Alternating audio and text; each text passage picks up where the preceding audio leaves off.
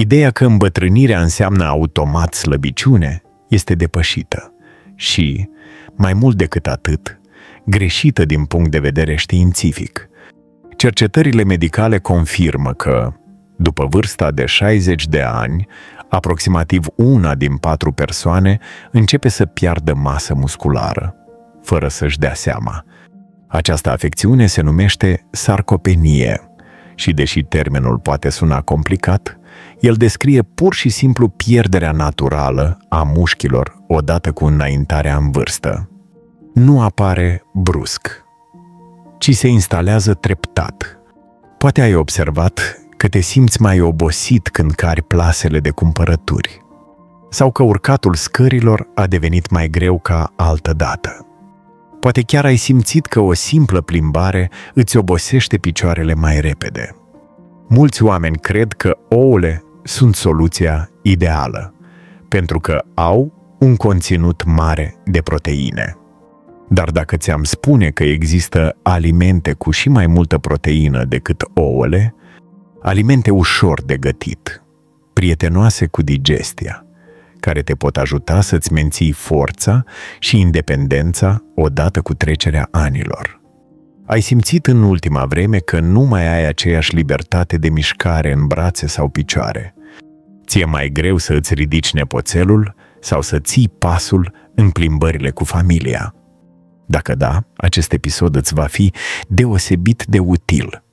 Vei descoperi 5 alimente valoroase, cu un conținut proteic mai mare decât cel al ouălor, alese special pentru persoanele în vârstă care doresc să rămână puternice, echilibrate și cu mintea limpede.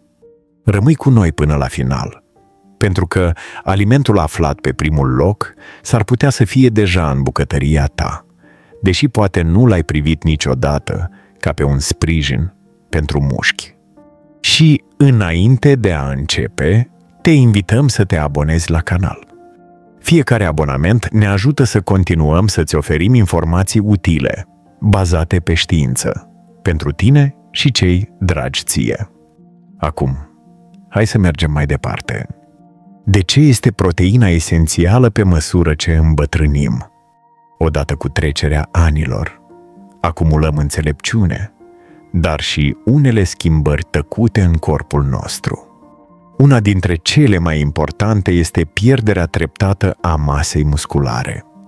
Poate nici nu-ți dai seama că se întâmplă, până când activități simple, cum ar fi să te ridici dintr-un fotoliu jos sau să deschizi un borcan, încep să pară mai dificile. Acest proces se numește sarcopenie.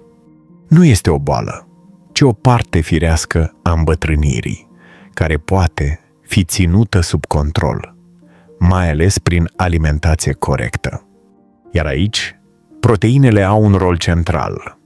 Proteina nu doar că ajută la menținerea masei musculare, dar susține și refacerea țesuturilor, întărește sistemul imunitar și contribuie la menținerea flexibilității și energiei în fiecare zi. Problema este că, odată cu vârsta, corpul devine mai puțin eficient în a procesa și folosi proteina.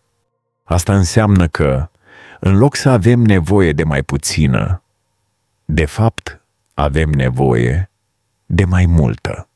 Din păcate, mulți adulți în vârstă fac greșeala de a consuma prea puțină proteină, crezând că astfel își protejează corpul.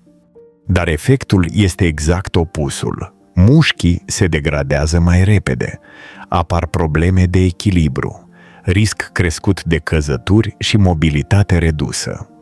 Vestea bună este că, prin alegeri potrivite, putem oferi corpului proteină de care are nevoie pentru a rămâne puternic. Nu e vorba de a mânca mai mult, ci de a mânca mai inteligent. Ai nevoie de alimente care conțin proteină de calitate, ușor de absorbit și adaptată nevoilor vârstei tale. În curând îți vom prezenta 5 alimente surprinzătoare care au mai multă proteină decât ouăle și care susțin refacerea, sănătatea articulațiilor și nivelul de energie. Dar mai întâi, să vorbim despre rolul ouălor. Fără îndoială, ouăle sunt un aliment de bază, sunt accesibile, se gătesc ușor și conțin toți aminoacizii esențiali de care are nevoie corpul tău. Sunt un aliment bun, dar nu sunt de neîntrecut. Puțini știu că 100 de grame de ou conțin doar aproximativ 13 grame de proteină. În comparație, există alimente care depășesc acest nivel proteic și care oferă compuși unici, ideal pentru persoanele vârstnice ce doresc să-și mențină și reconstruiască musculatura în mod eficient. Așadar, chiar dacă ouăle merită un loc în farfurie, să te bazezi exclusiv pe ele ca sursă principală de proteină poate însemna că ratezi variante și mai hrănitoare.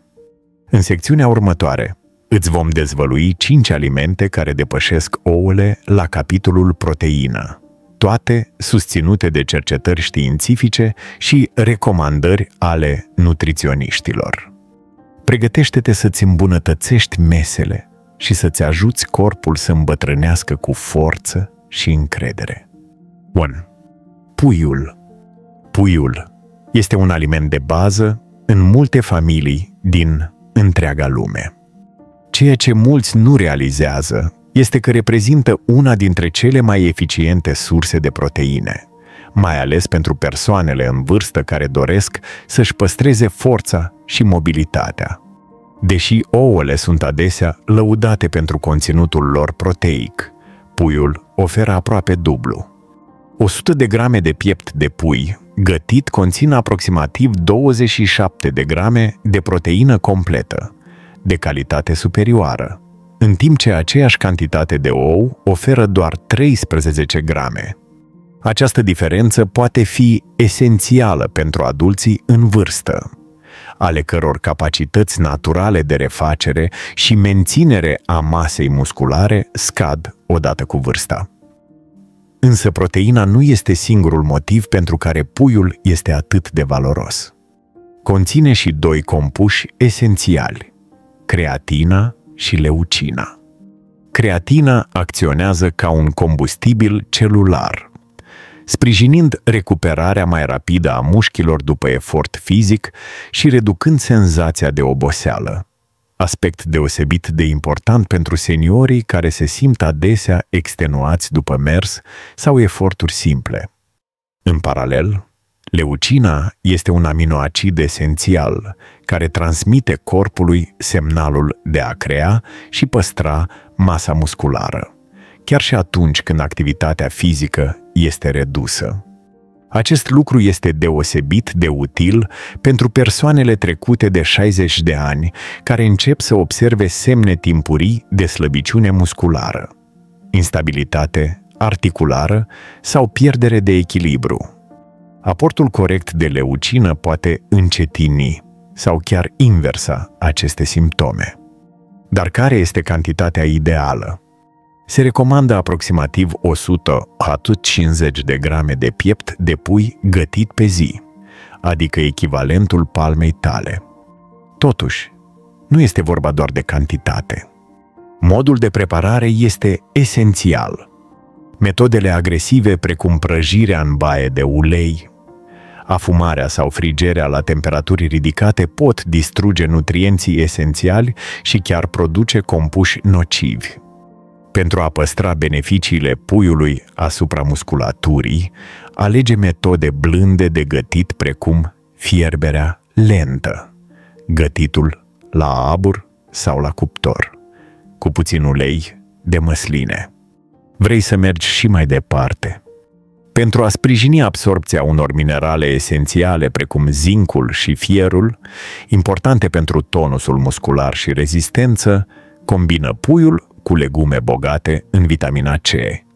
De exemplu, un fel de mâncare cu pui și ardei gras roșu sau spanac nu doar că este gustos, dar îmbunătățește absorbția acestor nutrienți și susține regenerarea și forța musculară. Transformă acest aliment simplu într-un obicei săptămânal, iar în timp s-ar putea să observi mai multă energie, o stabilitate mai bună în mers și mai puține semne de sarcopenie. Acea pierdere musculară asociată vârstei care afectează atât de mulți oameni, gătit corect și combinat în mod inteligent. Puiul nu este doar o masă, este o soluție naturală, accesibilă, împotriva slăbiciunii și oboselii care vin odată cu vârsta. Quinoa. Deși mică în dimensiuni, quinoa are o valoare nutrițională uriașă și a câștigat pe bună dreptate statutul de superaliment, mai ales pentru persoanele în vârstă care vor să-și păstreze forța musculară și un nivel constant de energie. Cu 14 grame de proteină la 100 de grame, quinoa oferă o sursă valoroasă de energie vegetală. Ceea ce o face cu adevărat specială este faptul că se numără printre puținele alimente de origine vegetală care conțin toți cei 9 aminoacizi esențiali. O caracteristică rară și deosebit de importantă pentru vârstnici, ale căror organisme au dificultăți tot mai mari în refacerea mușchilor și în sinteza proteinelor. Pentru cei trecuți de o anumită vârstă, obținerea unei proteine complete din surse vegetale poate fi o provocare, iar quinoa răspunde perfect acestei nevoi. Dar beneficiile sale nu se opresc la conținutul de proteină. Quinoa este bogată și în minerale esențiale pentru buna funcționare a mușchilor, nervilor și inimii. Este o sursă excelentă de magneziu, care ajută la relaxarea musculară și îmbunătățește somnul. Potasiu, care susține ritmul cardiac regulat. Fier, care transportă oxigenul în organism și reduce senzația de oboseală. Și fosfor, important pentru oase puternice și articulații sănătoase. Acest profil nutrițional face din quinoa un aliat de încredere pentru susținerea rezistenței fizice, prevenirea crampelor și îmbunătățirea mobilității, aspecte esențiale pentru persoanele în vârstă. Un alt motiv pentru care quinoa este recomandată seniorilor este capacitatea sa de a regla nivelul glicemiei, datorită conținutului ridicat de carbohidrați complexi și fibre. Aceasta o face utilă, în special, pentru cei care se confruntă cu diabet de tip 2 sau cu scăderi bruște de energie în a doua parte a zilei. Fibrele din quinoa contribuie, de asemenea, la sănătatea digestivă. Reduc balonarea și susțin un control mai bun al greutății prin menținerea senzației de sațietate.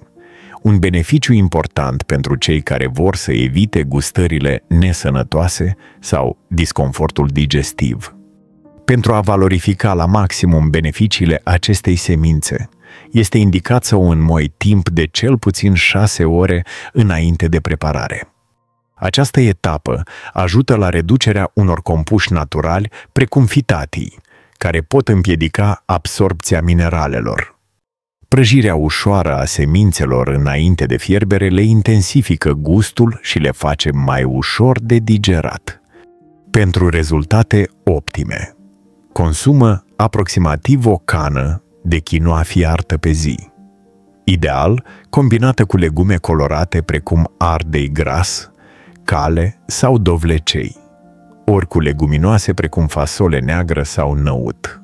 Aceste combinații nu doar că oferă o masă echilibrată și sățioasă, ci îți și îmbunătățesc aportul nutrițional total, susținând nivelul de energie, forța fizică și imunitatea. Cu o textură moale și un gust delicat, ușor de recunoscut. Quinoa este extrem de versatilă, perfectă pentru feluri sărate, salate consistente sau chiar pentru un mic dejun cald cu fructe și nuci. Pentru cei care caută o modalitate simplă, dar puternică, de a sprijini sănătatea musculară, echilibrul energetic și confortul digestiv, Introducerea quinoa în alimentația zilnică este o alegere înțeleaptă și gustoasă pentru o bătrânețe sănătoasă. Trick. Soia. Dacă ar fi să alegem un singur aliment vegetal care merită un loc permanent în alimentația zilnică a seniorilor, acela ar fi soia. Cu aproximativ 9 grame de proteină la 100 de grame. Soia este una dintre puținele surse vegetale considerate proteine complete, adică oferă toți cei 9 aminoacizi esențiali pe care organismul uman nu îi poate produce singur. Este un avantaj esențial, mai ales pentru persoanele în vârstă, pentru care un aport adecvat de proteine devine tot mai important în menținerea masei musculare, mobilității și rezistenței generale a organismului. Însă soia înseamnă mai mult decât o sursă valoroasă de proteină. Este un aliment care susține în mod direct atât conservarea masei musculare, cât și sănătatea oaselor, ceea ce o transformă într-un superaliment cu dublă acțiune pentru corpul aflat în proces de îmbătrânire. Unul dintre cele mai remarcabile componente ale sale este conținutul bogat de izoflavone, compuși naturali care au efecte ușoare, asemănătoare estrogenului. Pe măsură ce îmbătrânim, în special femeile aflate la menopauză și bărbații în vârstă, nivelul hormonilor scade, ceea ce duce la fragilizarea oaselor și un risc crescut de fracturi. Izoflavonele din soia oferă un sprijin vegetal blând, care contribuie la menținerea densității osoase, încetinirea progresiei osteoporozei și chiar la flexibilitatea articulațiilor. Studii științifice au arătat constant că persoanele vârstnice care consumă soia în mod regulat înregistrează o degradare mai lentă a masei musculare, mai ales atunci când alimentația este completată de mișcare ușoară și un somn odihnitor. Din acest motiv, soia este o alegere zilnică excelentă pentru oricine se confruntă cu semne de slăbiciune musculară, dureri articulare sau instabilitate posturală. Pe plan digestiv, soia aduce și un aport sănătos de fibre, care ajută la reglarea glicemiei, previne scăderile bruște de energie și îmbunătățește tranzitul intestinal. Acest lucru este extrem de util pentru persoanele mai în vârstă care se confruntă cu digestie lentă, constipație sau variații de energie pe parcursul zilei. Este un aliment care nu doar hrănește, ci și stabilizează. În ceea ce privește consumul zilnic recomandat, nutriționiștii sugerează aproximativ 200-300 de grame de boabe de soia, fierte sau lapte de soia, ori 100-150 de grame de tofu, tempeh sau alte produse fermentate din soia. Acestea pot fi incluse în alimentație într-o varietate de moduri, adăugate în smoothie-uri de dimineață, integrate în salate colorate sau în supe ușoare de seară. Pentru a beneficia la maximum de valoarea nutrițională, este recomandat ca boabele crude de soia să fie înmuiate în apă caldă timp de cel puțin 6 ore. Această etapă reduce prezența unor compuși naturali numiți antinutrienți, care pot bloca absorbția mineralelor. De asemenea, o prăjire ușoară a boabelor înainte de fierbere le îmbunătățește gustul și ajută la păstrarea nutrienților importanți. Consumată regulat, soia nu mai este doar o alternativă vegetală la carne, devine un aliment de bază pentru forță pe termen lung, echilibru metabolic și vitalitate. Este o alegere inteligentă, sustenabilă și puternică pentru orice senior care vrea să rămână activ, sprijinit și bine hrănit în fiecare etapă a vieții. Lintea. Deși pare un aliment modest, lintea oferă un aport nutritiv remarcabil. mai ales pentru persoanele de peste 50 de ani care doresc să-și păstreze forța, energia și starea generală de bine. Doar 100 de grame de linte gătită furnizează aproximativ 9 grame de proteină vegetală, esențială pentru menținerea masei musculare slabe pe măsură ce înaintăm în vârstă. Cum pierderea musculară devine tot mai frecventă odată cu înaintarea în vârstă, o afecțiune cunoscută sub numele de sarcopenie, includerea alimentelor bogate în proteine, precum lintea, în dieta zilnică este mai importantă ca oricând. Dar beneficiile lintei nu se opresc doar la proteine. Ea este, de asemenea, o sursă excelentă de fibre alimentare, care susțin digestia, sănătatea intestinală și reglarea glicemiei. Un aspect esențial pentru persoanele în vârstă care gestionează diabetul sau se confruntă cu scăderi bruște de energie după mese. Fibrele din linte contribuie și la senzația de sațietate, ajutând la controlul apetitului și al greutății, mai ales în cazul celor cu un metabolism mai lent, și lista de nutrienți nu se oprește aici. Lintea este bogată în fier, care ajută la transportul oxigenului și reduce oboseala. Folat, care sprijină sănătatea creierului și memoria. Magneziu, care contribuie la relaxarea musculară și somn odihnitor. Și potasiu, care menține tensiunea arterială sub control și protejează inima. Toate aceste minerale, lucrând împreună, sprijină circulația, sănătatea oaselor și funcționarea sistemului cardiovascular, transformând lintea într-un adevărat aliment complet pentru o bătrânețe sănătoasă. În plus, lintea este bogată în antioxidanți și compuși antiinflamatori, care ajută la calmarea stresului intern al organismului. Acest lucru este deosebit de valoros pentru persoanele în vârstă care se confruntă cu rigiditate articulară, artrită sau inflamații ușoare asociate cu afecțiuni cronice precum bolile de inimă sau diabetul de tip 2. Folatul, în mod special, este asociat cu un risc redus de declin cognitiv, susținând claritatea mentală și agilitatea gândirii la vârste înaintate. Porția zilnică ideală este de aproximativ 150-200 de grame de linte gătită, echivalentul la jumătate până la o cană, suficient pentru a oferi o bază nutritivă solidă, fără a încărca digestia.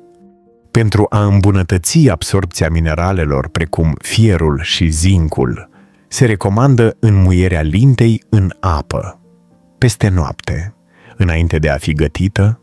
Această etapă simplă reduce prezența fitatilor, compuși naturali, care pot bloca absorbția mineralelor esențiale. Lintea este extrem de versatilă și accesibilă, integrându-se ușor în multe tipuri de mese, fie adăugată în supe de legume, amestecată în boluri cu cereale, fie servită rece în salate consistente. În ciuda aspectului ei discret, lintea este o forță nutritivă care acționează constant, sprijinind forța fizică, stabilizarea glicemiei, reducerea inflamațiilor și susținerea funcției cognitive. Pentru cei care caută o soluție simplă, eficientă și cu costuri reduse pentru a-și menține energia, vitalitatea și rezistența la vârsta a treia. Lintea este un aliat de încredere, discret, dar esențial. Fanit. Brânza de vaci. Brânza de vacii, cunoscută în unele regiuni și ca urdă dulce, poate părea un aliment simplu, dar are o valoare nutritivă remarcabilă pentru adulții în vârstă care doresc să-și mențină forța musculară, energia și rezistența fizică generală, cu aproximativ 11 grame de proteină de înaltă calitate la 100 de grame. Această brânză, cremoasă și moale, oferă o sursă importantă de nutrienți esențiali, într-o formă ușor de digerat și prietenoasă cu stomacul. Una dintre cele mai valoroase componente ale sale este caseina, o proteină cu absorbție lentă, care eliberează treptat aminoacizi în organism. Pe parcursul mai multor ore, pentru persoanele în vârstă, acest tip de energie susținută este esențială, ajută la refacerea mușchilor, previne degradarea masei musculare și susține vitalitatea fizică atât ziua cât și noaptea. Pe lângă proteine, brânza de vaci este și o excelentă sursă de calciu, esențial pentru densitatea osoasă și prevenirea osteoporozei. De asemenea, conține o cantitate semnificativă de vitamina B12, vitală pentru funcția nervoasă, sănătatea creierului și metabolismul energetic. Odată cu vârsta, capacitatea de absorpție a B12 scade, iar brânza de vaci oferă o modalitate blândă și eficientă de a menține acest nivel în limite normale. Pentru cei care urmăresc un aport scăzut de grăsimi sau calorii, brânza de vaci este o alegere potrivită, având doar aproximativ 4 grame de grăsime la 100 de grame, ceea ce o face ideală pentru menținerea greutății sau a sănătății inimii. Este și foarte versatilă în bucătărie, ușor de introdus în mesele zilnice. Poți să o adaugi în salate verzi, în supe de legume sau să o combini cu fulgi de ovăz și fructe pentru un mic dejun echilibrat, bogat în proteine și fibre. Dacă textura pare prea densă sau greu de mestecat, un truc simplu este să o lași câteva minute în apă rece. Devine mai moale și mai ușor de digerat. Brânza de vaci se combină excelent și cu alte alimente care susțin sănătatea musculară. Încearcă-o alături de quinoa fiartă, linte gătită la abur și legume proaspete tocate, stropite cu puțin ulei de măsline extra virgin. Este un preparat hrănitor, plin de proteine, perfect pentru susținerea energiei și a musculaturii. Când este consumată regulat, brânza de vaci devine mai mult decât un produs lactat. Se transformă într-un element esențial pentru menținerea forței fizice, protejarea oaselor și susținerea echilibrului funcțional în procesul de îmbătrânire. Este blândă cu stomacul, bogată în nutrienți și extrem de ușor de preparat, una dintre cele mai inteligente alegeri proteice pentru o bătrânețe sănătoasă și activă. Combinarea alimentelor pentru o îmbătrânire sănătoasă. A rămâne sănătos la vârsta a treia nu înseamnă diete complicate sau ingrediente greu de găsit. Este vorba despre alegeri simple și inteligente, zi de zi. Combinând câteva alimente bogate în nutrienți, poți construi mese ușor de digerat și profund hrănitoare pentru mușchi, oase și creier. Un exemplu excelent este salata cu quinoa, linte și brânză de vaci. Începe cu 100 de grame de quinoa fiartă, pentru proteine complete și fibre. Adaugă 50 de grame de linte pentru aportul de fier, acid folic și antioxidanți. Apoi, încorporează 50 de grame de brânză de vaci, o sursă de proteine cu eliberare lentă și calciu pentru oase. Combină-le cu legume proaspete precum castraveți, roșii cherry și ceapă roșie, pentru textură, hidratare și culoare. Stropește cu o lingură de ulei de măsline extra virgin și câțiva stropi de suc proaspăt de lămâie pentru un plus de aromă, grăsimi sănătoase și vitamina C. Dacă vrei să adaugi un stimulent nutritiv în plus, presară deasupra semințe de chia, o sursă excelentă de omega-3. Toată această masă se prepară în mai puțin de 15 minute și aduce echilibru, forță și satisfacție, fără a fi grea pentru digestie. Și mai bine, poate fi adaptată de la o zi la alta, astăzi ca salată, mâine cu pui la grătar și legume la abur, sau chiar ca un mic dejun cald cu ovăz, lapte de soia și fructe de pădure. Secretul nu este complexitatea, ci consistența. Prin combinații atente și mese regulate, îi oferi corpului tău un sprijin constant. Nu ai nevoie de planuri rigide. Este suficient să mănânci bine, suficient și la timp. Doar atât îți poate îmbunătăți starea de bine, îți poate ușura mișcarea și îți poate păstra independența mai mult timp. Așa cum spunea regretatul Frank Suarez, sănătatea nu este o chestiune de noroc, ci de cunoaștere. Iar această cunoaștere devine puterea ta, te ajută să trăiești cu energie, bucurie și demnitate, alături de cei pe care îi iubești. Dacă acest video ți-a fost de folos, apasă pe butonul de like, distribuie-l familiei tale și abonează-te pentru mai multe materiale despre sănătate la vârsta matură.